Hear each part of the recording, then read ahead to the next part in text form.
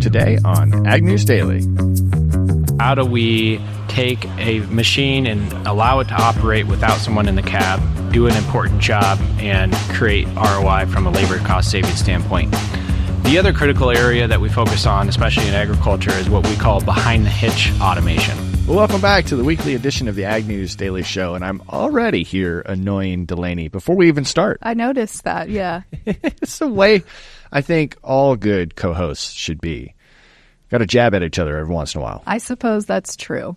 That's right. We got started on harvest this week. A lot of folks in our area have done the same, but the weather has certainly made that the opportunity for most of us here in the Midwest. We're currently experiencing an intensifying early fall drought. But when we look at Colorado, their high country could see snow this weekend. So hopefully it'll be months before we get snow here in the Midwest.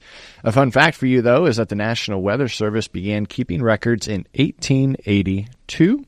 Snow has only fallen in September 46 times. So as for the Midwest, there is minimal frost risk over the next week with higher frost potential in the western United States.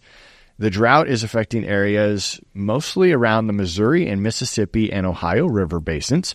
While Hurricane Francine brought rain to the southern regions, it didn't reach far enough north to alleviate any of those drought conditions in the Midwest.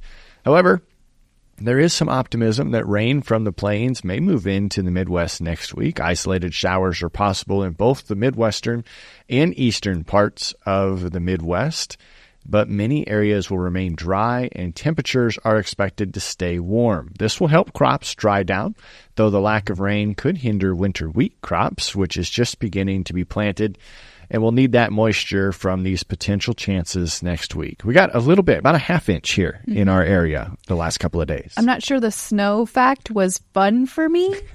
I can't imagine getting snow in September, but I suppose it is possible. But Tanner, as you mentioned, you guys got started this week. I think we're getting started next week, but 9% of the nation's corn crop has been harvested, up from 4% last week. 65% of the crop is still rated good to excellent across the 18 top growing states, according to the latest crop progress report. That quality increased by about 1% from last week. 6% of the soybean crop has also been officially harvested per our first harvest report of the season there for soybeans. 64% of that crop rated good to excellent this week, down 1% from the week prior. So I think a lot of good-looking crops out in the fields, probably a record, right, crop, if not close to it, we've been talking about.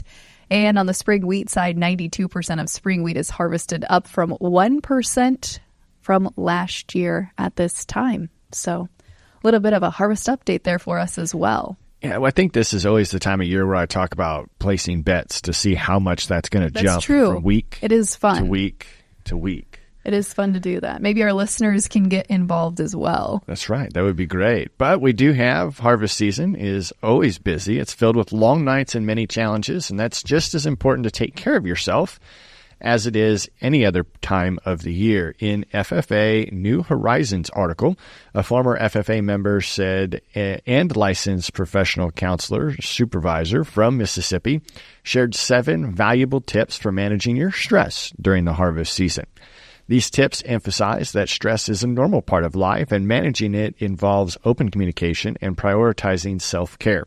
The article also suggests practicing meditation, prayer, or mindfulness exercises, taking breaks for fun, and ensuring that you get enough sleep. And remember, if the stress becomes too overwhelming, don't hesitate to reach out for help. Here at Ag News Daily, we hope that you have a successful and healthy fall harvest season. We'd love to see your first day of harvest photos and pictures from the field. I tried sending one of mine to Michelle, and she said I needed to do better. And I said, you realize that doesn't make it first day of harvest anymore. But you also can send those to Michelle at agnewsdaily.com. The email will be linked in our show notes as well. We'll be sharing some of our submissions on our platforms later this month, as well as my take 2. Okay, I like it when people do like the little, blackboard sign. That's what she first said day of I harvest. needed to do, and I didn't. I gave 2 thumbs up. I was excited. Well, speaking of mental health and health in general, this third week here of September is recognized as National Farm Safety and Health Week. President Biden proclaimed September 15th through the 21st as a time to honor everyone working in agriculture with an increased focus on safety and farmer well-being.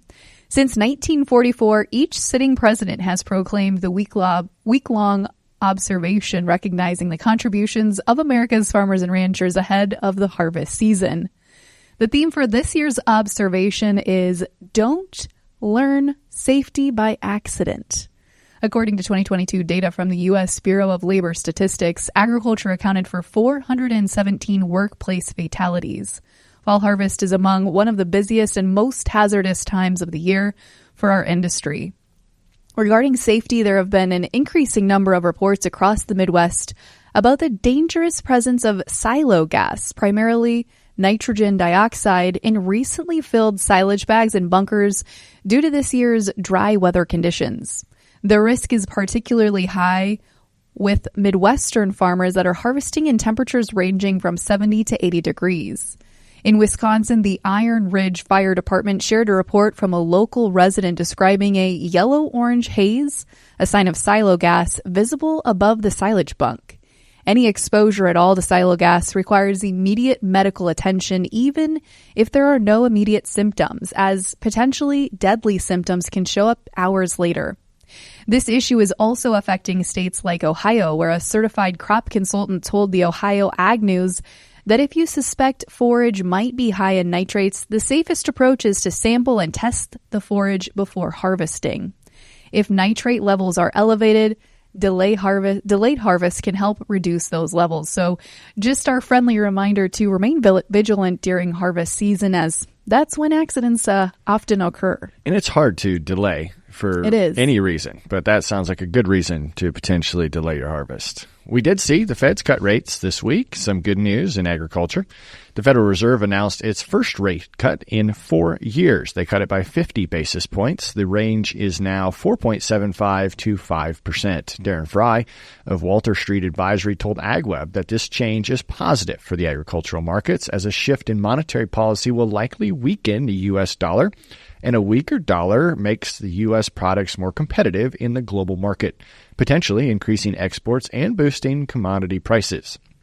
Allendale Incorporated, a commodities research and brokerage firm, shared on X that the rate cut could make U.S. corn more appealing to foreign buyers, increasing exports and driving demand, which may lead to higher futures prices. However, the firm is cautious that cheaper borrowing could encourage more speculative trading in corn, adding volatility to that market. They also noted that if the rate cut signals a slowing economy, it could lead to a decrease in demand for that same corn crop, particularly in the ethanol and livestock feed sectors.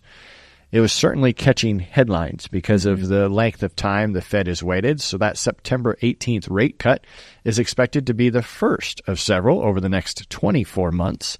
Since March 2022, rates have been steadily rising, reaching their highest levels in over 2 decades last summer, with that peak of 5.25 to 5.5%. So we'll continue to keep an eye on that. A lot of concerns that this was put out with not a lot of background, and we'll see how many more happen this year. But recent developments in the agricultural policy include a passage of a new act in the House of Representatives. The House recently passed the Protecting U.S. Farmland from Foreign Adversaries Act, which aims to increase scrutiny of foreign entities attempting to purchase U.S. farmland, particularly from nations like China, North Korea, Russia, and Iran. In late August, Washington Representative Dan Newhouse introduced a bill that also proposes adding the Secretary of Agriculture to the Committee on Foreign Investment in the United States, or CFIUS, like you talked about last week, involving the Secretary in future transactions related to ag land, biotechnology, and the transportation, storage, and processing of agricultural products. So we'll continue to get you more updates on that. We also saw Senators Chuck Grassley of Iowa and Mike Braun of Indiana introduced a companion bill in the Senate. So we'll continue to keep an eye on that. And while discussions around the 2024 Farm Bill continue, some lawmakers remain uncertain about its progress. Regarding the Farm Bill, little progress really has been made as the September 30th deadline approaches, following a 1-year extension that we saw last year. According to AgriPulse's Philip Brasher, a senior Republican on the Senate Appropriations Committee, said lawmakers are considering attaching a package of farm income support to a Farm Bill extension which could be passed by the end of the year.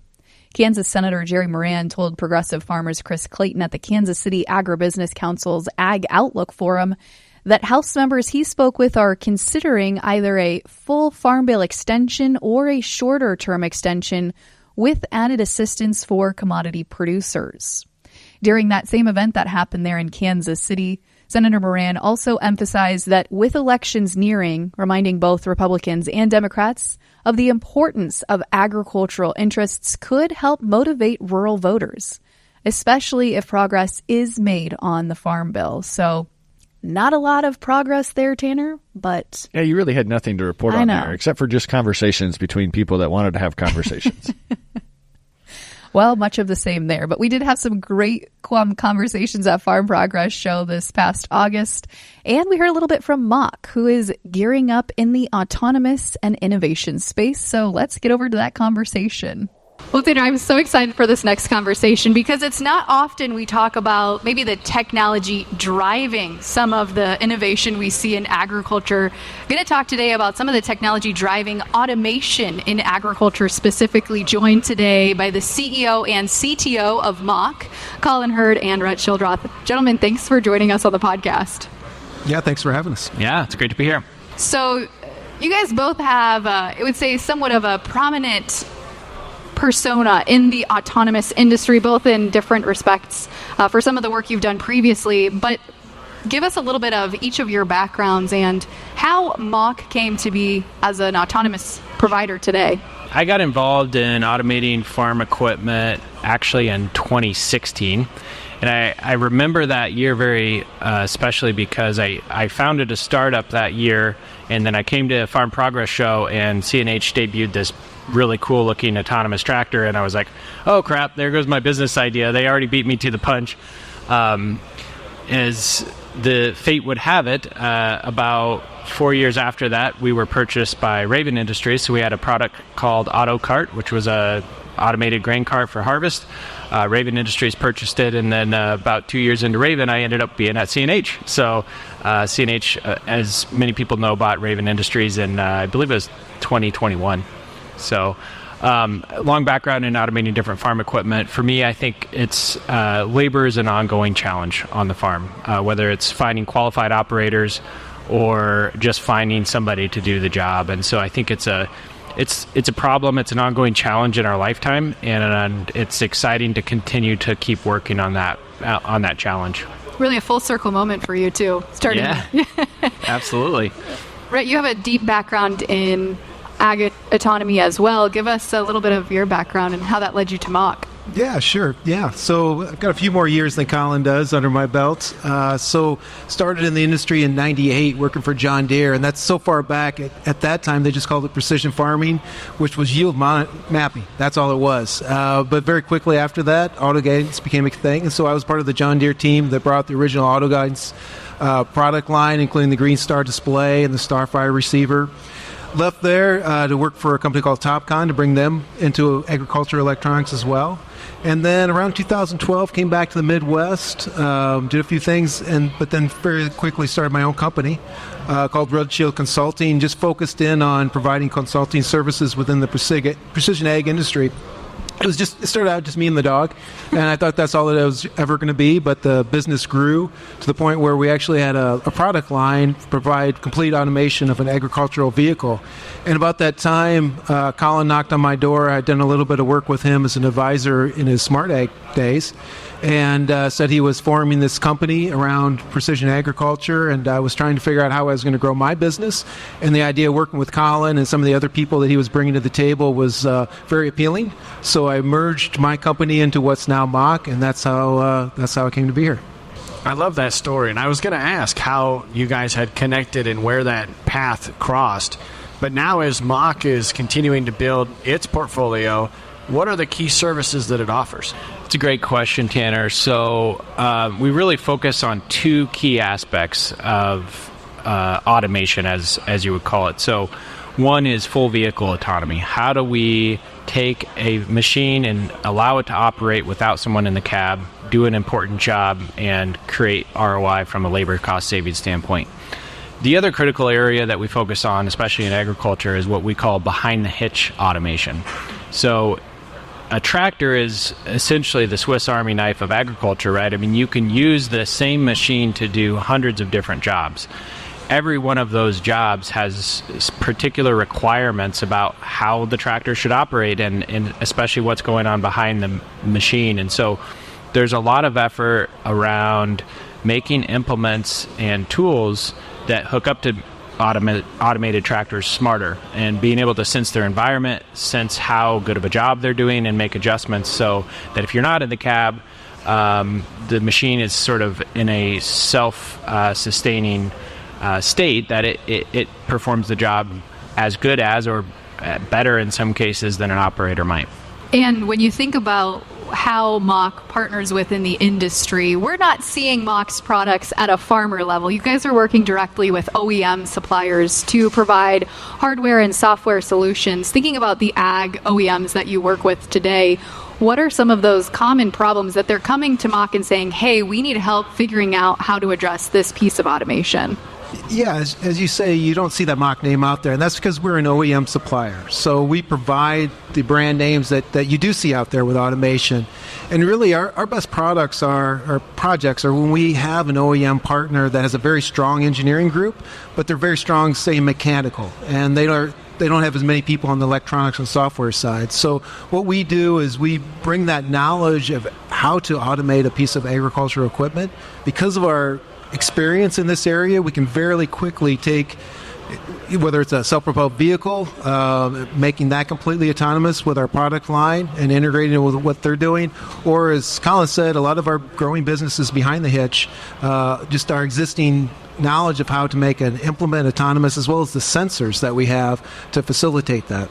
And I think that behind the hitch automation piece is a really interesting one, especially as you look at the future of agriculture, because when I think autonomy, or I think when I talk to other farmers, when we talk autonomy, we're thinking, how am I going to get that grain cart autonomous? How am I going to get that combine maybe to help do some of that application? But smart implements or behind the hitch automation really is going well beyond that. So how did that idea come together to say, not only do we need to automate the way the tractor operates, the way the combine operates, but also the things that it's attaching to? On one hand, it was sort of obvious to us, right? I mean, it was somewhat easy to make a vehicle go drive a path, and I shouldn't say easy, but it was yeah, thanks, Colin. For us. Super easy.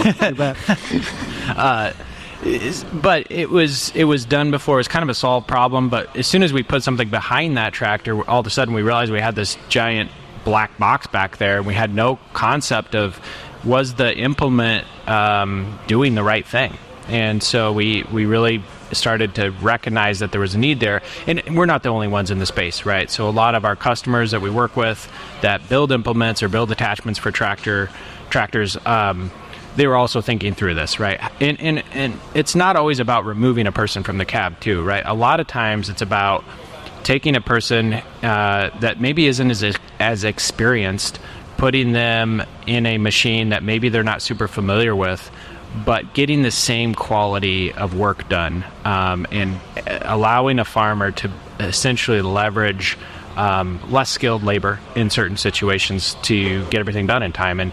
And so a lot of the implement manufacturers have started this path towards digital control, getting things on the ISO bus and making sure that at least from the cab, all the settings can be adjusted and monitored. I've had a lot of conversations through these interviews about the labor issue, and it is fascinating to see how you're looking to help with the labor problem in agriculture on a lot of multiple fronts. You're sure you can't go direct to the farmer with your products? I think we could. Our business model is really not structured for that well, so we're actually a very lightweight team in terms of our sales, support, and marketing. And that allows us to really leverage our OEM partners. And part of the catalyst for forming this company was that we had both experienced over the course of the last 5 years a ton of consolidation in terms of electronics and software providers that were servicing OEMs specifically. And as a result of that, there's this kind of hole in the market that we felt like we were really well positioned to address. And so it's kind of a business model decision in terms of not going directly to farmers. And there's a lot of other folks out there that are going direct to farmers, and we don't compete directly with that. So, on one hand, sure, we could, and I think we're always open to ideas, but I think at the end of the day, we really want to focus on forming those good OEM relationships and enabling companies that build a really good product and have a really good brand to attach this type of technology to it. Now, I know some of the OEM suppliers you work with probably don't want you sitting here sharing a bunch of their trade secrets and projects they're working on, but are there any recent projects that you guys have done at Mach that really get you excited for the future of autonomy that you can maybe share a little bit with our listeners? Well, our most well-known application in autonomy is a company called Gus. And Gus really paved the way for autonomous vehicles commercially deployed in agriculture. And I mean, as far as I know, they have the largest fleet of fully autonomous machines that are commercially available. You can go to a dealer and buy it. And they started in 2016 working with one of the companies that merged in. And we realized really quickly that relationship is something we can replicate and we can grow on. And so forming that partnership with a really innovative manufacturer and enabling them with this autonomy technology worked really well, to the point where now Deere owns part of Gus, which is exciting. But that's probably the most well-known one. And then there's, as you said, there's a lot of other really cool stuff that we get to work on and we can't talk about yet. But so don't try pressuring us, Taylor. It's not going to happen. I was just going to ask Rhett, because if you're not going to tell me, Rhett will. I'll spill the beans. So one of the, maybe this is a small thing, but one of the things that's been putting a smile on my face lately is we just made a small tractor that's got a 5-foot mower on the front of it that can handle rough terrain. And as in our development facility, we've got about 10 acres that we got to keep mowed. And so now my Sunday, we automated that completely. So now my Sunday mornings are me getting a cup of coffee, reading the news, and sitting on a chair watching this thing mow those 10 acres for us, fully autonomous. And I tell you what, I get bored in about half hour watching or if I'm actually on the mower, but I could watch that mower mowing autonomously for hours. Now, can it avoid trees and anything that's in the way? Yeah. So, what's also interesting about this mower is pretty much the same technology that we put on a 500 horsepower tractor is the same thing we're going to put on a 30 horsepower, mowing type of a package. So it's got the brains of our operation that we call Mach Command, and that's taking the job plan and figuring out what to do. But part of the things it takes in is our obstacle sensors. So we've got vision-based sensors. We've got physical bumpers as well for obstacle detection, as well as LiDAR on there. This particular one just has the vision system and a bumper. So it's looking out whether that's a human or an animal in its way, or something as simple as a tree that it needs to avoid.